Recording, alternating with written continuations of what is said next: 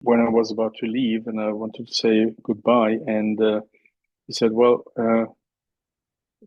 how do you travel back? And I told him that, yeah, we're going to go through Hawaii. And he said, well, tell the Bishop Museum to give us our Chamorro items back. And so I actually went to the Bishop Museum. They panicked when I told them why I was there. And the director actually came down to talk to me. And I said I had looked around and I had seen that there's basically, I know that the Hornbostels, the German couple that collected items from the Marianas, that they had given you a lot of stuff from the Mariana Islands. So where are they?